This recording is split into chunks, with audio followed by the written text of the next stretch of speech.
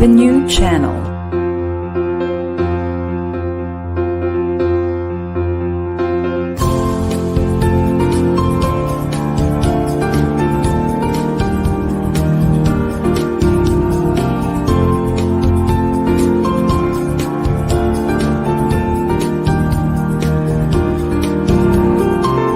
The new channel. Hashtag TNC Now.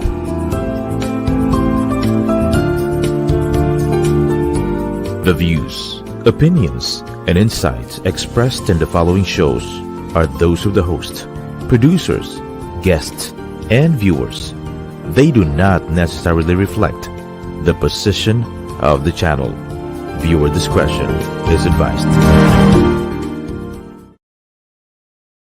Hello and welcome to the new channel. Our passion transforms a community that sees all things new. I am Lei Ermitanio, streaming live from Las Piñas City. Good evening. Welcome to Season 1, Episode 7 of Momspirations on TNC.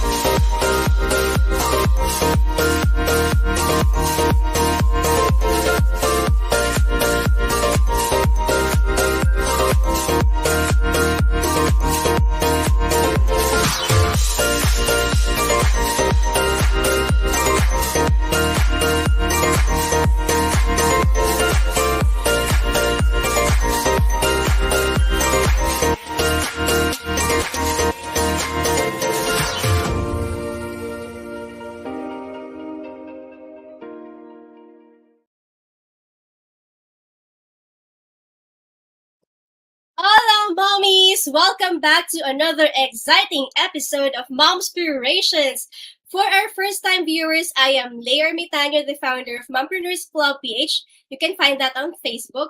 I'm also the owner of Balam Essentials, a personal care brand, and Flair Digital, a digital marketing agency.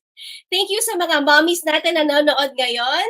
So, ayan, thank you so much for the mommies that are joining us today. So if you're watching this live, kindly comment hashtag Team Live. And if you are watching this on a replay, comment down hashtag Team Replay. And i-comment yun na rin where you are watching from. So taga Metro Manila ba kayo or other parts of Luzon, from Visayas ba or Mindanao, or even from outside of the Philippines, baka nasa Middle East kayo or anywhere in the outside of the country. So let us know where are you watching from. And most importantly, share this live and tag your friends, because the most active participants will be with the live sharer badge gets to win 500 peso GCash, and also three free copies of the book of our mommy guest today. Ayan. So ayan, hello. We have here Mommy K. Duran, Mommy Michelle Vargas watching from QC. So good afternoon sa inyo. So ayan, let's dive into our episode today.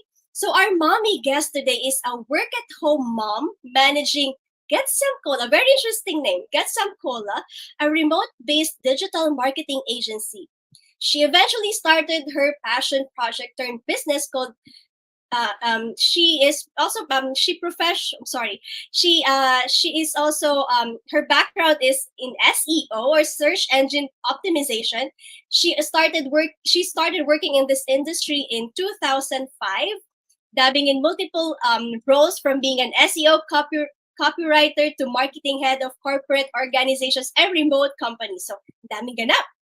So she also recently launched her book Confessions of an Agency Running Work at Home Mom. Oh my God. This is very interesting because I mentioned earlier I'm also running an agency. So I would love to have a copy of this book as well. She's also she's married for almost a decade now, and she's a mom of two. She has a daughter and a son. So let's now welcome the co-founder and marketing head of Getsomecola, Mommy Romela Ianne De Leon-Ortega. Good afternoon, Mommy Hello. Roms. Thank you. Good afternoon. I love the energy, Mommy. Thank you so much for agreeing to guest in our show. Yes, it's my honor. Thank you for inviting me. Because of that, I will send you a book. My book. Oh my God, thank you. Oh my God, very, Ayan. sobrang, curious talaga ako kung ano yung, kasi Mm, I know you have been running this agency for a long time now. Pero yeah, first 6 question years. ko, Yeah. yeah, oh Mhm. my God, my first question talaga, saan nang galing yung Getsomecola na name? It's very interesting. Parang iniisip ko talaga, nauuhaw ako eh. Wait lang ah. Inom lang din Correct. ako. Ayan. Kasi when we started, me and my husband, I believe we just attended a marketing event, parang a design or Mm. creative event. And then doon na nag-start yung idea namin na how about we team up kasi he's a web designer and developer and I'm an Oh. SEO specialist. So we both have corporate jobs pa at that time. And then we thought na, what if mag-team up na lang tayo, let's build our own team, our own agency, and just work from home for the rest of our lives. Parang ganyan. Kasi Wow. we were expecting our first baby, and we know that we cannot, we cannot continue working outside the home for a very long time, especially Mhm. when when you're raising a child. We were still living in Manila at that time. Now we're in Cavite. And then we were thinking of a name, but then sabi ko, let's pick something that sounds creative, sounds unique. It doesn't sound like the usual PR or Yeah. ad agencies that we know. So let's say something refreshing siguro, kaya get some cola na lang. So nag-agree na agad Refreshing nga! siya. Ganun lang, ganun na siya. Tapos when I think about it now, parang, okay, pinag-isipan ba namin to or what? Basta yun na yun. Okay, para lang meron siyang recall na it's unique Yeah, and doesn't sound like everybody else. Yeah. that's right. It is very unique and indeed refreshing. Get some cola. Ayan, and you mentioned, ang perfect na combination yun, no? Web designer and you are an SEO expert. So, talagang swak na swak for you yung itong negosyo na ito. Pero, may I know, yung transition nyo, how did it go? Like, you said you're from corporate, then paano kayo nag-transition into, starting this business up? We started muna with me going into a remote at home or remote work from Mm. home job. Kasi during that time, I was in corporate, but then I was already looking for work at home jobs. Kasi I didn't want to Mm. just jump off to Yeah. doing business, 'di ba? Without having a True. safety net or without Yeah. even trying muna if this will work out. Although I have experience working from home when I was still single. Mga 2 years akong nag-work Ay, at home for talaga. an Australian agency. And Also, then, SEO na rin siya. SEO Ah. then. And then after a while, I went back to corporate. And then when I got married and I was about to give birth, sabi ko, sige, let's try to do a work at home job. Mhm. I applied for a job. So while I was working for a remote company, it was based in Canada. I built na then Get Some Cola. So ganon.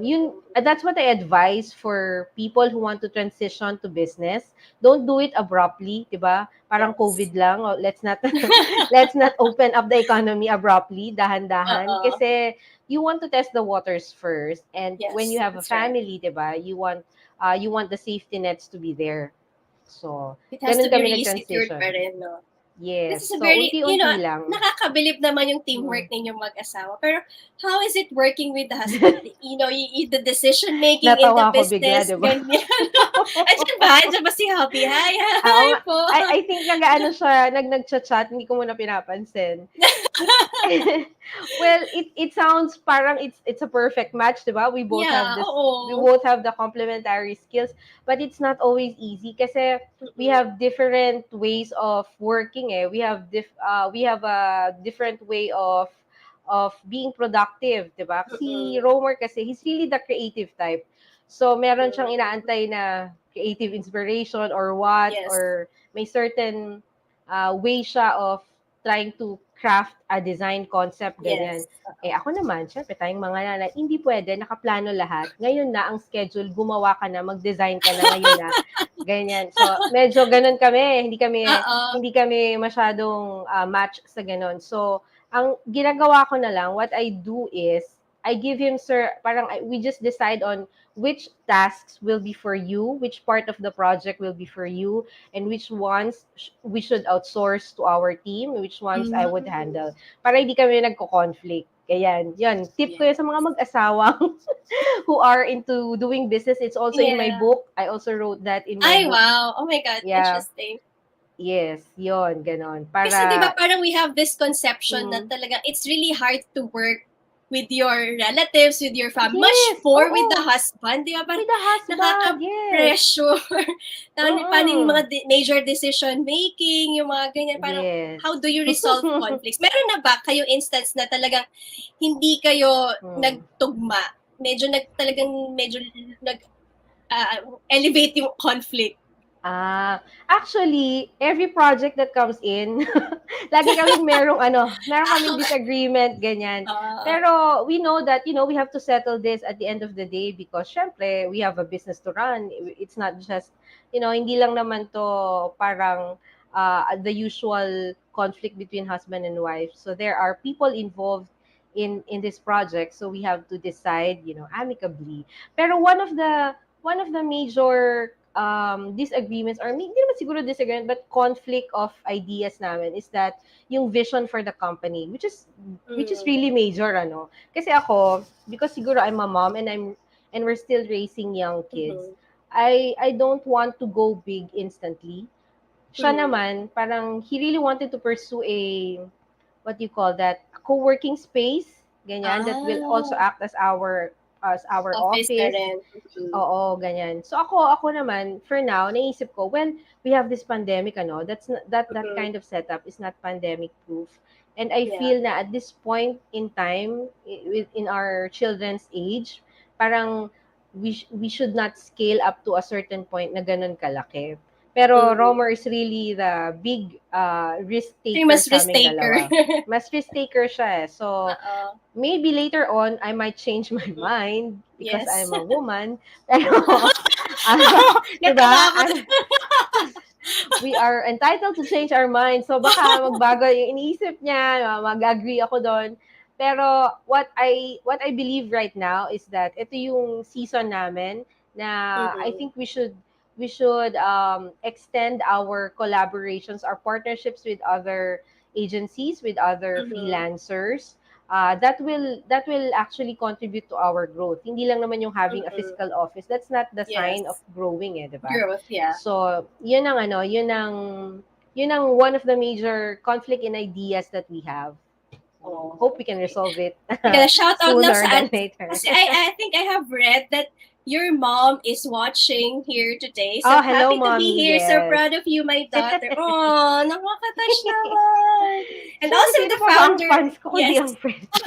Of course. Ang sarap naman sa feeling. Thank you for watching, Mommy Ianne. Thank you, Mom. Good afternoon. And also the founder of our of the new channel is watching, si Mommy Hello. Apple. Thank you for joining us Mommy today, Apple. Mommy Apple. Thank you. Ayan. So, apart from this conflict, ano pa yung major na challenge na kinaharap ng business mismo? Like yung parang tingin nyo parang should we push through or you take this down, parang ganyan? One of the major challenges, if not the major one talaga, is the inconsistency in income, 'di ba? That's a nature of a business type setup, right? Unlike when you're employed, you expect your salary to come in twice a month. So with businesses like us, especially for startups, yung cash flow mo, it's not as certain as the ones that you had when you were still working. So add to that is that we have a growing family. So andun talaga yung challenge, no? Na how are we going to manage this? But then we through experiences and through the challenges that we faced, we realized na ito in-advise din ng accountant namin na you need to have a separate business and personal income stream or income bucket, ganyan. You have to separate your funds, and then you also have to reduce your risk at the beginning, especially we're a startup noon, no? Yeah. We have to reduce our risk na kaya nga hindi kami nag-physical office eh. We can do it remotely, we can be more productive at home, then so be it. What else? Also, nung umpisa, hindi rin kami masyadong selective sa clients. One thing I learned is that whether you have 1 or 10 clients, once they all decide to not pay you on time, you're still going to Ouch. suffer, di ba? Di ba Ouch. ganon? Or Yes. even if Yes. you choose to have like 2 big clients and then I won't work with small clients anymore. Pero pag nag-decide yun na mag-back out o kaya hindi ka bayaran on time, Yeah. Oo. kawawa ka Oo. pa rin, di ba? So, True. we found that balance, na who are the clients who are giving you 70% of your income. Mm-mm. It's a good thing kung malaking client yan. Pero pag Mm-mm. nag-back out yan, what's your Malaking safety net? kawalan din, no? Diba? Malaki din yung kawalan. So, yun yung natutuhan namin na we need to do not put all your eggs in one basket, as they True. say, and always, what do you call this? Always maintain good cash flow. Yan. Yan siguro ang ma-advise ko with regards to the major challenges that came in with our business. I think they have a question. Yeah, meron nga eh. Ay, hanapin natin siya ulit. Nasaan na pa siya? Paano mo daw po naman manage paano po na-manage moms? Ay, siguro yung ito, yung this conflict, how are you able to manage it? What kind, the cash flow conflict? Ito ba yung question mo, Mami Marilyn, how she was able to manage the conflicts? But yeah, maybe, I think you also mentioned earlier, so to balance yung that you must have like 70%, analyze mo sino nagbibigay ng 70% of your income.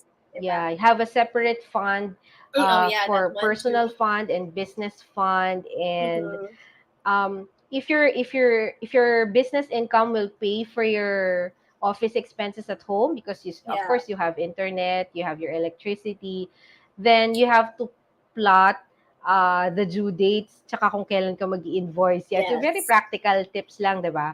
Ganon siya. So, ako personally, ang ginagawa namin, meron kaming client assigned for paying this bill, ganyan, Ay, ganyan. okay, wow. Yes, ganyan kami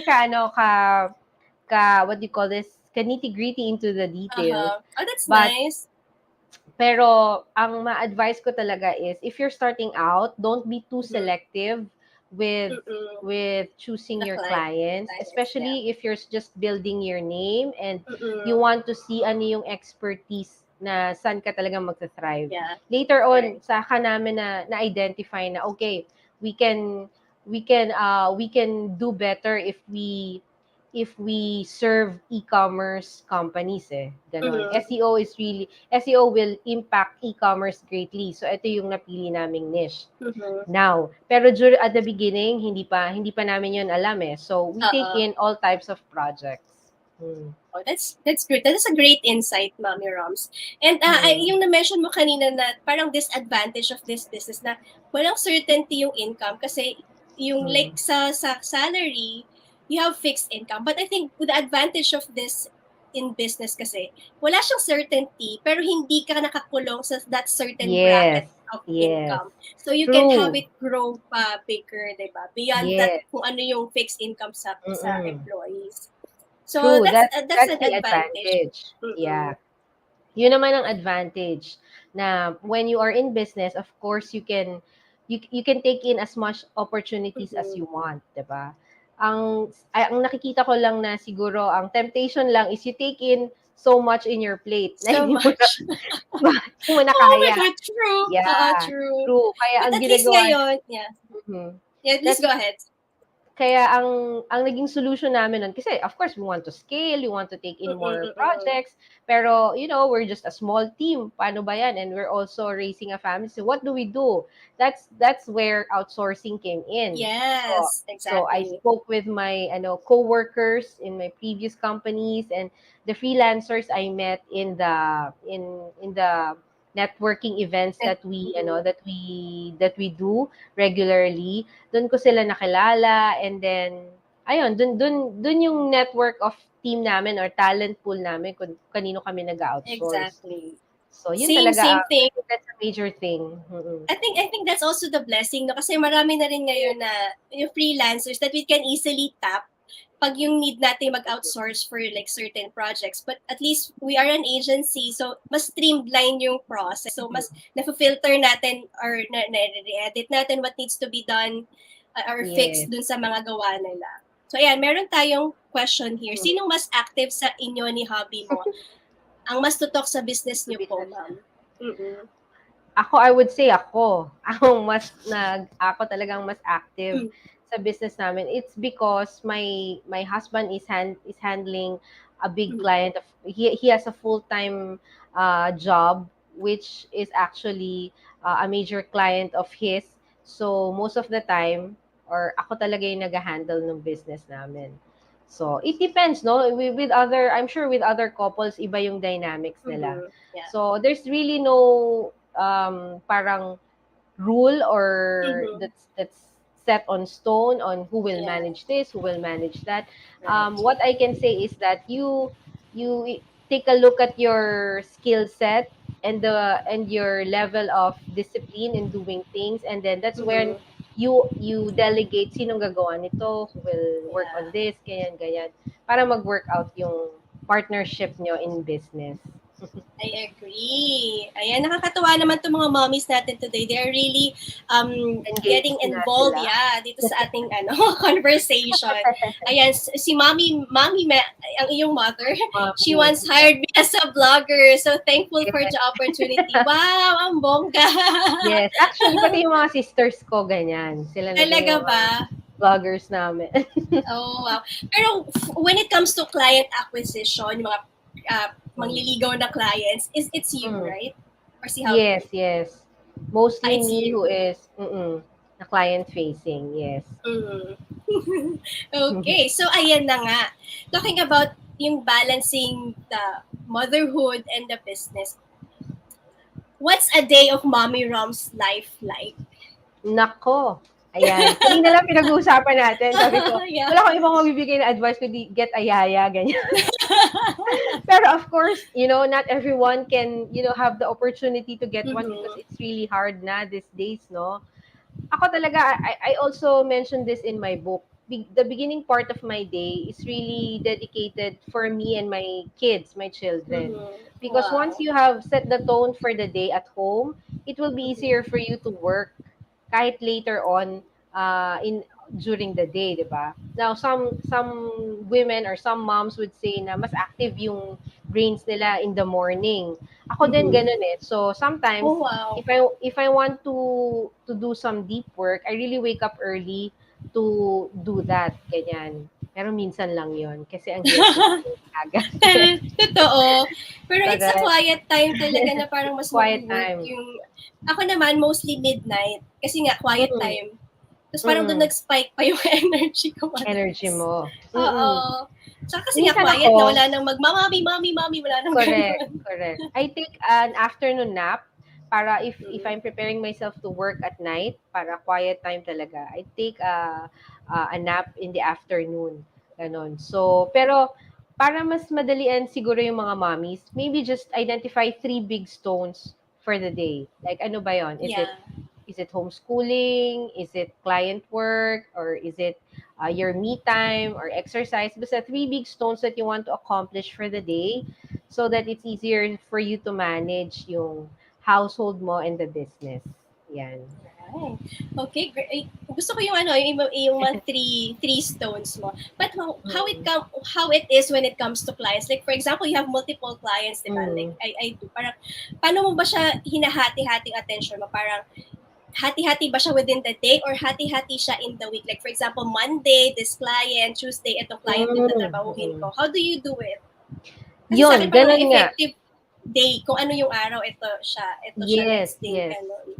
True, ganun. Meron certain day na, okay, day 1 is all about SEO, day 2 is, or Tuesdays will be social media, day 3 is ganito. So meron lang silang set day na sila sa mga kliyente ko, baka nag-iisip yung kaya pala di ka nagre-reply, ha? May araw lang ako. Yes po, ma'am. Ganun na nga po. There's a certain day of the week that I work on these projects. But of course, like, we always correspond with them. Siguro one thing na you can set this at the beginning of the engagement with your client. You tell them the hours that you work with, and if you don't work on weekends, then you say it directly talaga, straightforwardly, so they don't expect you to answer an email on a Sunday night, for example. So most people naman, most clients are appreciative of that, Yes. or they can understand Respectful that. naman sila dun sa Respectful schedule sila. mo. Pag hindi, that's a red flag for Oh, you na, okay, yes. wag mo na lang siyang Toxic to. kunin. Toxic Correct. to. Oo, ganon. Oh So, my God. ganyan siya. Okay. So what can you say yung mga biggest or the key things na that help you thrive in your business? So parang sa tingin nyo, bakit mas nagpo-prosper yung business ninyo? Number one would be collaboration. Yon, talaga. Number one is collaboration. Don't think that you are competing against other freelancers or agencies. Like for you, for example, you have Mm-hmm. your own agency, but there are so many things that we can collaborate on. Yeah. Marami. True. True. So ganun yung mindset namin lagi that 70% of our business come from referrals. Totoo Wow. yun. I know it's not always, the referrals might run dry later on, 'di ba, Mm-hmm. in life. So you should do lead generation. Totoo Mm-hmm. naman 'yun, gawin mo pa din 'yun. Pero the truth is, networking is very effective up to this day and age. Totoo 'yun. Collaborate with other people, with other companies Yes. so that your network will grow and you can take in more opportunities. One thing I've learned That's is right. that there is enough business for everyone. So let's not True. have that scarcity mindset na, ay, nakuha niya na yung kliyente na yun. There's no Uh-oh. room for me to enter into this industry, enter to this market. Hindi po yun totoo. I Kasi love as long that. as may Facebook friends ka, hindi ka mawawalan ng kliyente. Totoo, di But I ba? love that yung do away with scarcity mindset. Parang Yes, yes. talagang That, collaboration talaga is a thing now. Kasi like for us, din, may mga mom communities, we don't compete with each other. We work with each other. So yes. we help Mm. each other. Like So this that's one. what I love. Oo, 'di ba? Yes. Ayan. So meron tayong comment from Mommy Jamaica. Jamaica. Jamaica. Sorry, Oo. Jamaica. Nakaka-inspire naman po, Mommy. All right. Thank you. Thank Thank you so much, Mommy, you. for joining us and saying that. And ayun, thanks for sharing daw, Mommy Roms. Ayan. So can you Thank tell you, us about your Dan. book? Kasi I think you're mentioning this earlier, the content minsan nandun na rin pala yung answer do sa Mhm. questions ko. Nasa libro mo. So talaga, I wanna Oo nga dig deeper. I eh. wanna read this book. Correct. So, Papadala ko na to paano to sa'yo. na... Thank you!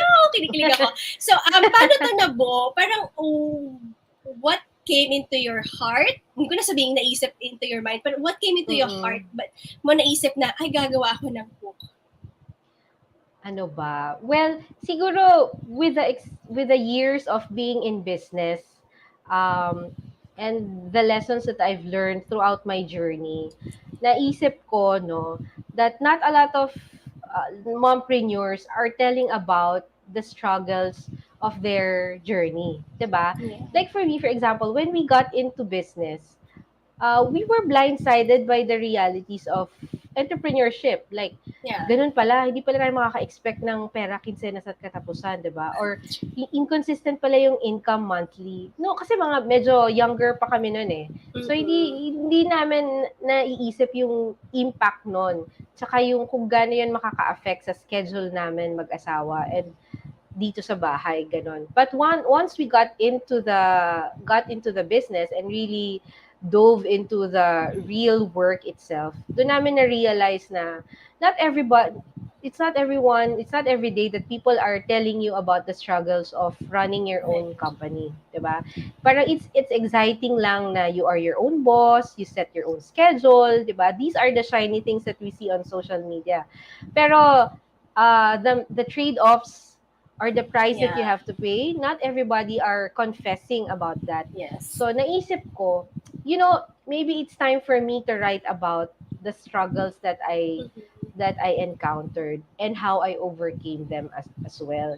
Kasi this came to mind after I had my second baby. Yan, nung naisip ko, nga, ang dami na namin pinagdaanan, hindi lang sa family life but also in our business.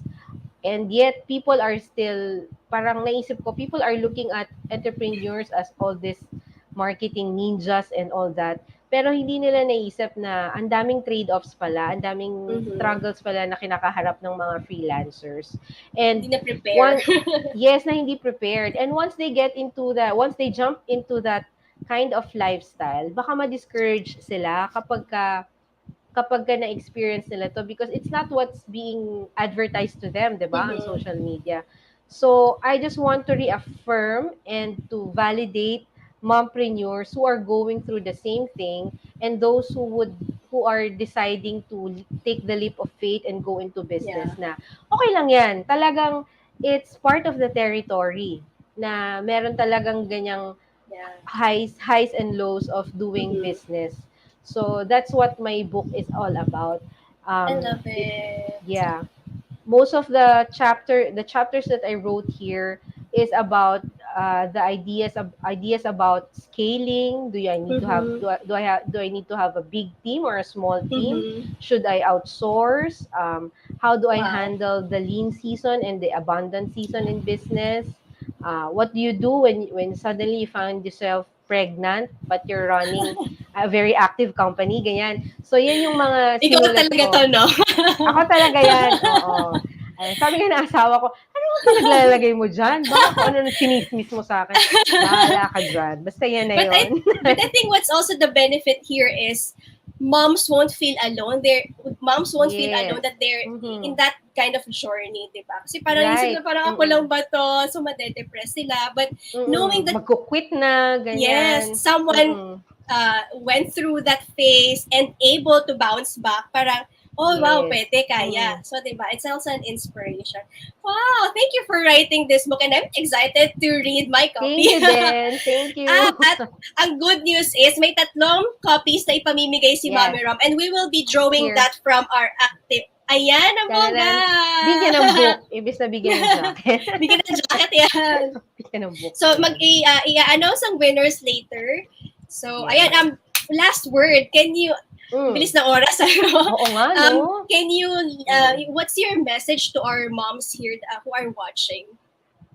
My message to the moms here and everyone who will watch the replay also is that don't be afraid to follow what you think is God's mission for you.